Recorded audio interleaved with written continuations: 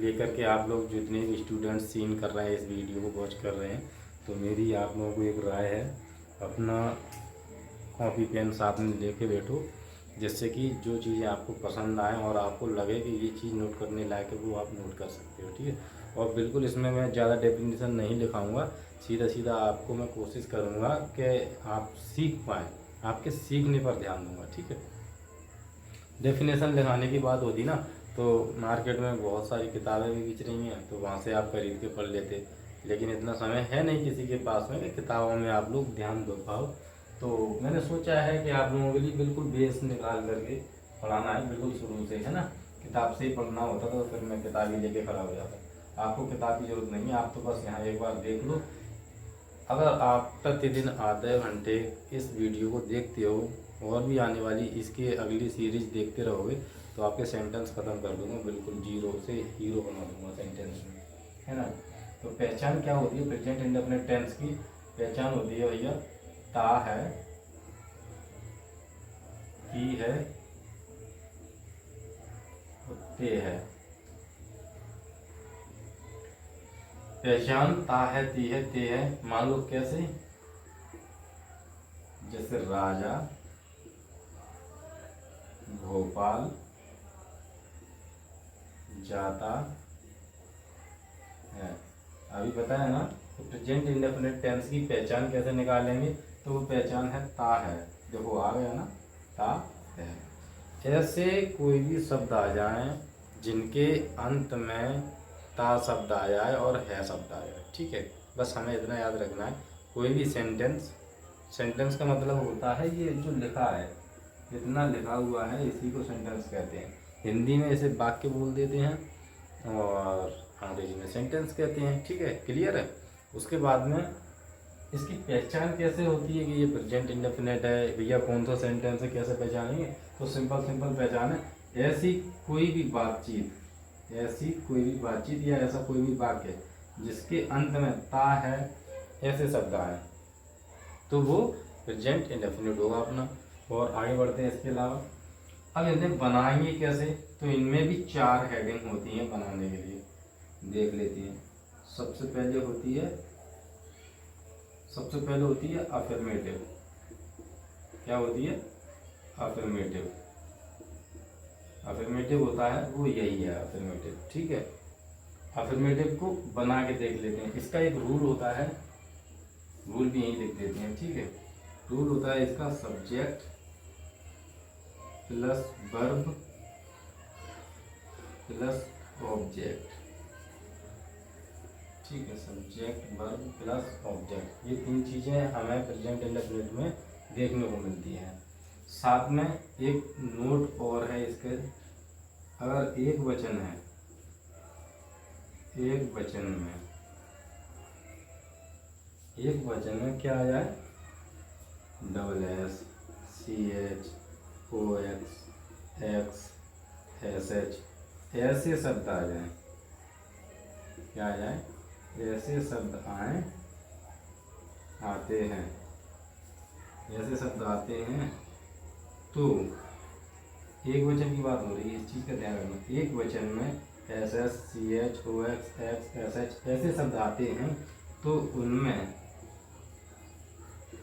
S या E S जोड़ देते हैं, ठीक है, ई एस जोड़ते हैं।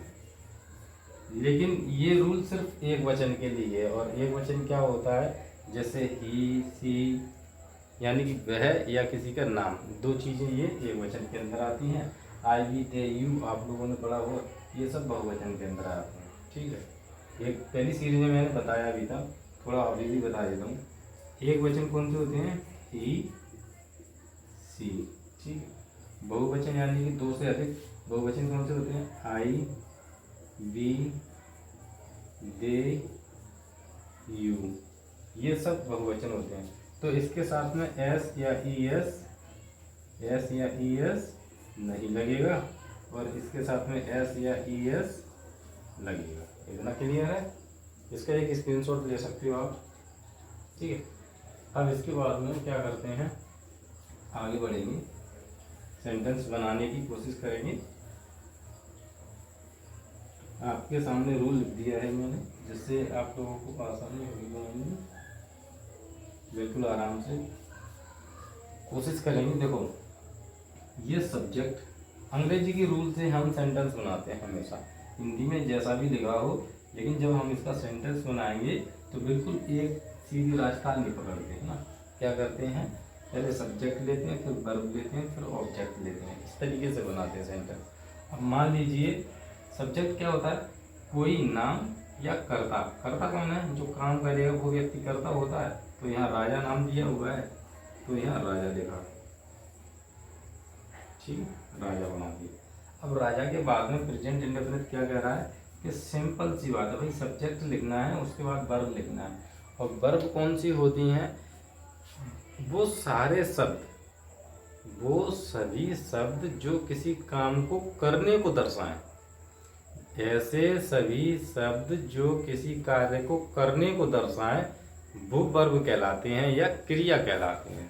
ठीक है, क्लियर हो गया।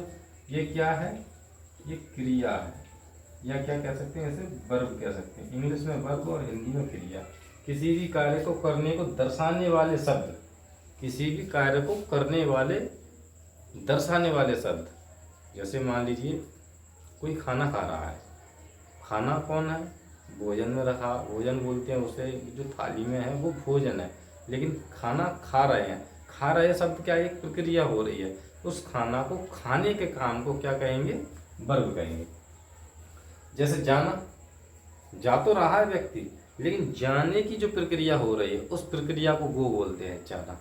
नहाना, नहा तो रहा है व्यक्ति, लेकिन वो पानी डाल रहा है भाई अपने ऊपर, है ना। नहाने की जिस प्रक्रिया को अंजाम दिया जा रहा है और जिससे हम उस चीज़ को पहचान पा रहे हैं, वही वर्ब या क्रिया कहलाती है।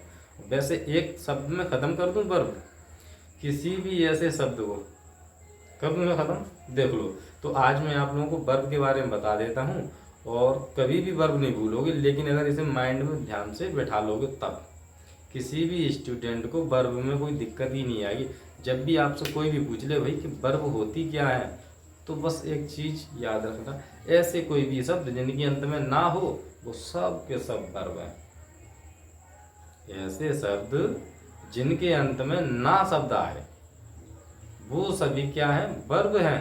देख लो एक बार, वर्ब बता देते, सेंटेंस बाद में बनाएंगे। देख लो, जाना, नहाना,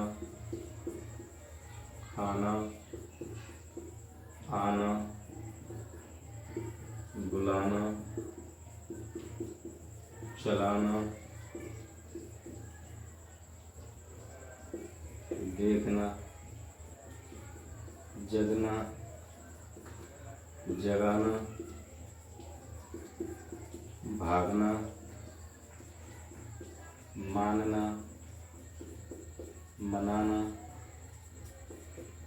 ठीक, ये क्या है सर, यही तो वर्ब है। बता दो, ना शब्द नहीं आया हो तो बताओ मुझे, ना शब्द ना आया हो तो बताओ। अब इससे और ज़्यादा क्या पहचान लोगे, भाई ऐसे सभी शब्द जिनके अंत में ना आया हो और किसी काम को करने को दर्शाते हो वो सभी की सभी वर्ब कहलाती हैं।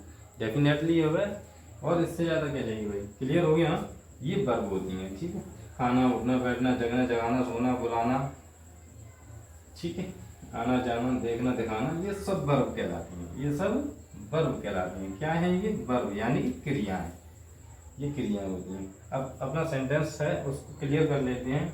देखो, किसी एक सेंटेंस को बनाने में अगर 10 मिनट लग रही हैं तो मैं उसमें अपना निचोड़ दे रहा हूँ, आप लोगों को गहराई तक समझाने की कोशिश कर रहा हूँ कि उस सेंटेंस को किस किस तरीके से बना सकते हैं और इस सेंटेंस में काम आने वाली कौन कौन सी चीज़ें होती हैं। तो वो कोई भी टीचर जब पढ़ाने की कोशिश करेगा ना और वो अपना 100% देगा, तो भाई एक एक चीज़ बताएगा, बीच में उन चीज़ों को खा नहीं जाएगा। भाई कि लपेट दो, चल नहीं बोलो, सेंटेंस उठा के सेंटेंस बना दी और चलो। भाई जब तक पल्ले ना पड़े, किसी के दिमाग में ना बैठे स्टूडेंट के, तो वो कोई मतलब नहीं पढ़ाने का। बस वही तो क्वालिटी है आप लोगों को जो मैं देने वाला हूँ, है ना। सब्जेक्ट क्या है, राजा है, नंबर 1 लिखा। नंबर 2 पे वर्ब है, और वर्ब क्या है, किसी काम को करने को दर्शाता है। नंबर 2 पे ये आएगा भैया, जाता। जाता को क्या कहते हैं, गो। मैंने आप लोगों को अभी बताया था, एक नोट कराया था अभी यहाँ पे, ऐसे शब्द या ऐसी वर्ब जिनके अंत में O, C H, S S, S H, X X ऐसे शब्द आए तो उसमें हम ई एस या एस जोड़ देते हैं। तो इसमें जोड़ देंगे ई एस भैया, ठीक है। राजा भोज, टू, क्योंकि भोपाल जा रहा है तो टू जोड़ देंगे। और तीसरे नंबर पे आ जाएगा अपना भोपाल। कहाँ जा रहा है भैया? भोपाल जा रहा है, ठीक है। इतना क्लियर। ये बन गया अपना अफर्मेटिव, लिख लेना, इसे कहते हैं अफर्मेटिव, ठीक है। अफर्मेटिव के बाद में आता है नेगेटिव। नेगेटिव की पहचान देखते हैं भाई, नेगेटिव कैसे बनाते हैं, ठीक है। नेगेटिव की पहचान देखते हैं। नेगेटिव देख लो भाई, NEGATIVE, नेगेटिव। इसको क्या कहते हैं? और नकारात्मक, नकारात्मक शब्द या नकारात्मक वाक्य, ठीक है। सेंटेंस है तो नकारात्मक वाक्य है। इसकी क्या पहचान है? देखो पहचान तो यही है, ता है, ती है, ते है। लिखते कैसे हैं? मान लीजिए मनोज, अच्छा मनोज नहीं लिखना, मनीष लिख लो भाई, जो भी। मनीष अपना ग्वालियर कर देते हैं, ग्वालियर नहीं जाता है, ठीक है। नहीं शब्द आ गया तो ये निगेटिव है। जहाँ नहीं शब्द होगा वो नेगेटिव बन जाता भैया, ठीक है। कोई सा भी सेंटेंस देख लेना जहाँ नहीं जुड़ा हुआ वो नेगेटिव के अंदर आता है। रही बात इन की पहचान की, तो ता है, ती है, ते है, शब्द आ गया भाई। बगल में एक शो चल रहा है जो प्राचीन चीज़ों से जुड़ा हुआ है, कोई काम है, उसकी अवहेलना ना करते हुए बस मैं इतना कहूँगा, अगर आप थोड़ा डिस्टर्ब हो तो माफ़ कीजिएगा। कोशिश करूँगा आपको जल्दी से सिखा के और इसे बंद करें, क्योंकि वो काम तो नहीं रुकने वाला ना। हम अपना रोक लेंगे एक दिन के लिए, क्या दिक्कत है। सुना होगा ना जब मिसबेल वगैरह हो जाती है, शायद वो प्रोग्राम बगल में चल रहा है अपने यहाँ। तो वही, वैसे भी अपना गाँव तो फेमस है इसके लिए, हर जगह से लोग बाग आते हैं, तो उसकी अवहेलना तो करना ही बेवकूफ़ी हुई है ना। तो हम अपना काम आज जल्दी से निपटा लेंगे, इसे ख़त्म करते हैं। और उस प्रोग्राम को शायद मैं भी जाऊँगा देखने के लिए। आवाज़ तो आप लोगों को आ ही रही होगी, आप लोग खुद समझदार हो। ग्रामीण के जितने भी लोग होंगे वो खुद समझ जाएँ कि ये वॉइस